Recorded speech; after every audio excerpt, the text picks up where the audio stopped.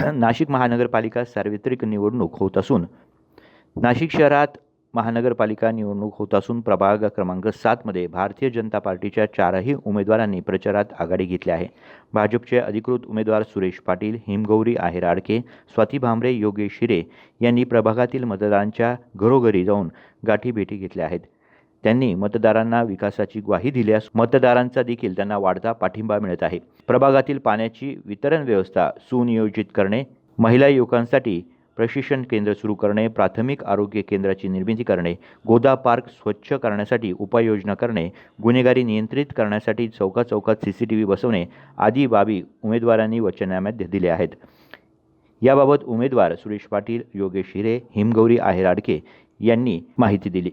बीजेपीचा तर प्रभाग नंबर 7 हा जर म्हटला तर हा बीजेपीचा बालेकिल्ला आहे।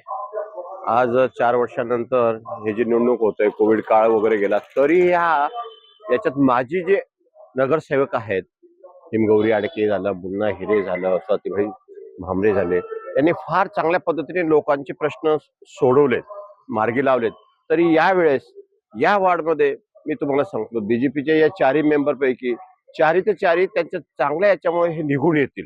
लोकांचं फार छान पद्धतीने त्यांना सपोर्ट आहे आणि तेवढे कामं पण त्यांनी केलेली आहेत आणि उमेदवार तसे सुशिक्षित असल्यामुळे जनतेचे काय प्रॉब्लेम्स आहेत काय नाही ते फार चांगल्या पद्धतीने सोडवतात।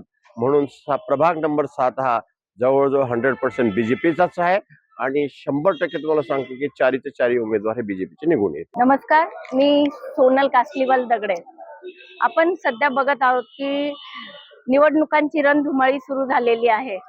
निश्चितच मोदीजींच्या नेतृत्वाखाली आणि देवेंद्रजींच्या महाराष्ट्रामध्ये नेतृत्वाखाली अतिशय चांगलं वातावरण हे भारतीय जनता पार्टीचं आहे आणि जिथे जिथे आम्ही जात आहोत तिथे तिथे प्रत्येक ठिकाणी एक चांगली अपेक्षा आणि विकसित भारत, विकसित महाराष्ट्र आणि अर्थातच विकसित नाशिक हे सर्वांना हवं आहे। त्या अनुषंगाने जो जनतेकडनं प्रतिसाद मिळत आहे सर्व उमेदवारांना तो अतिशय समाधानकारक असा आहे असं मला यावेळी सांगावंसं वाटतं।